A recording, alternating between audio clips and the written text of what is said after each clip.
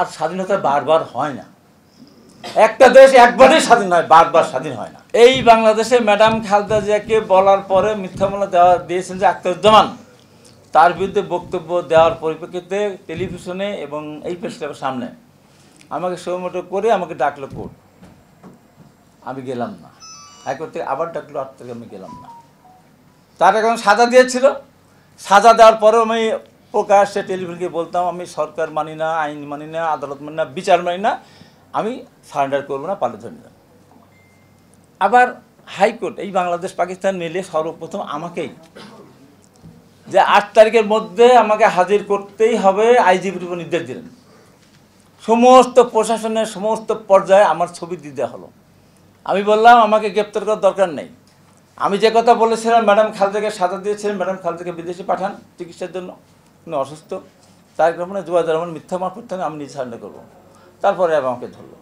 আপনি দেখেছেন হাইকোর্টে কী বলেছিলাম, আমার যখন দেখালো আমার ভিডিও ফুটেজ 10 মিনিট দেখানোর পর মহামান্য আদালত আমাকে বললেন আপনি শপথ বাক্য উচ্চারণ করে বলেন এই কথা আপনি বলেছেন কিনা। আমি বলেছিলাম মহামান্য আদালত আমি শপথ বাক্য উচ্চারণ করে বলছি, এই সব কথা আমি বলেছি, আমি আবারও বলছি, আমি বলতেই থাকবো দেশনেত্রী বেগম খালেদা জিয়া, তারেক রহমান এবং জুবাইদুর রহমান নামে যখন সাজা মিথ্যা মামলায় সাজা দিয়ে কোনো বিচারক দেয় তাতে 100 বছর সাজা হলেও আমি পরোয়া করি না।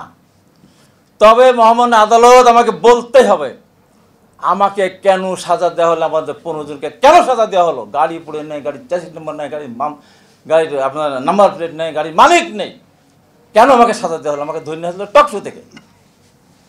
এই যে অবিচার অন্যাচার যে করেছে, তাই এই সরকারের আমল এসে যখন 1223 মামলা শুরু হলো আমি কিন্তু সর্বপ্রথম উচ্চারণ করেছি ওই মামলা আবার দেন না গাইবি মামলা।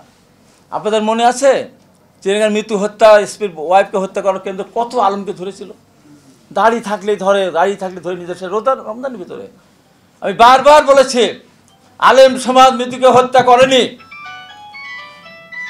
আজকে ঈদের রোজার সময় তাদের তারাবি পড়তে দিচ্ছেন না, রোজা রাখতে দিচ্ছেন না, চেয়ে রেখে দিচ্ছেন না, এর জবাব একদিন কিন্তু দিতে হবে। আমরা লক্ষ লক্ষ না কোটি কোটি মানুষ, আমি নিজে অধরে কেঁদেছি প্রতিটা জুম্মা নামাজের দিন, আমি হাউমাউ করে কেঁদেছি, হে আল্লাহ আমি জুম্মা নামাজ পড়তে যেতে পারতেছি না এই সরকারের কারণে। আমাদের অনেক লোক যেতে পারে না, কি নির্যাতন কথা ভুলে যাব। আর যেন আমরা এই ধরনের শাসনের অধীনে না আসি, যারাই আমরা ক্ষমতা চাই না কেন তাদের কাছেই আমার এই বক্তব্য থেকে বিএনপির কাছেও আমার, যেহেতু আমি বিএনপি করে আমি একই কথা বলে যাচ্ছি। সর্বশেষ একটি কথা বলে আমি শেষ করবো, সেটা এই আমার একটা বক্তব্যকে কেন্দ্র করে আল জাজিরা থেকে শুরু করে বাংলাদেশ বিভিন্ন পত্রিকা হেডলাইন করেছে। আমি কি বলেছি, আমি বলেছিলাম একবার যারা আওয়ামী লীগকে এখনও রাষ্ট্রীয় ক্ষমতা আগামী নির্বাচনে আনতে চান, দল হিসেবে কার্যকর করতে চান, তাদের বিরুদ্ধে বর্তমান উপদেষ্টা যারা আছে তাদের বিরুদ্ধে বলেছে যে এত দরদ কিসে, কবরের মাটি শুকায় নাই, রক্তের গন্ধ এখনো বাতাস থেকে মুছে যায় না, মিলিয়ে যায় নাই, আওয়ামী লীগকে এত তাড়াতাড়ি নিয়ে আসতে হবে, এখনও 1500 মানুষ মারা গেছে, হাজার হাজার মানুষ হাসপাতালে কাতরাচ্ছে, প্রতিদিন মারা যাচ্ছে, এখনই আওয়ামী লীগকে নিয়ে আসতে হবে, এত দরদ। পাশাপাশি একজন উপদেষ্টা খুব ভয়ঙ্কর জায়গায় ছিলেন, তাকে সেও একটা কথা বলে তাকে উদ্দেশ্যে বলেছিলাম প্রত্যাহার করতে হবে, এখান থেকে সরে যেতে হবে, সরেও গেছে, প্রত্যাহার করেছে। আমি একটি কথা বলেছি সেটা নিয়ে, যেটা আমি বলেছি আজকে যারা উদ্দেশ্যপূর্ণভাবে আওয়ামী লীগের সাথে বিএনপিকে তুলনা করতে চান, আওয়ামী লীগ যখন ক্ষমতায় আওয়ামী লীগের এমপিদের সামনে একাধিকবার বলেছে, আজকে 5 তারিখের পর হাবিব কাবুসের মধ্যে কথা বলে না।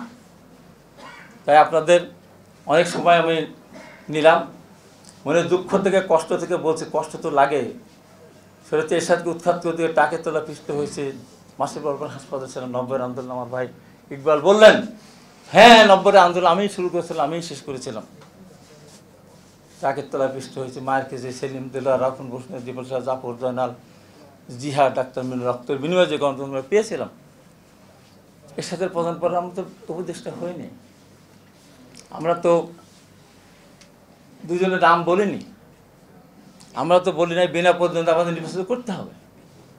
আমরা করেছিলাম একটা নির্দিষ্ট কজ, এর সাথে একটা সংসদ ভেঙে দিয়ে স্বৈরাচার যেভাবে দেশ চালাচ্ছে গণতন্ত্র উদ্ধার করতে গিয়েছে, সেদিনও কম মারা যায়নি, তাই এটা দ্বিতীয় স্বাধীনতা না, এটা তৃতীয় স্বাধীনতা যদি বলেন। আর স্বাধীনতা বারবার হয় না, একটা দেশ একবারই স্বাধীন হয়, বারবার স্বাধীন হয় না।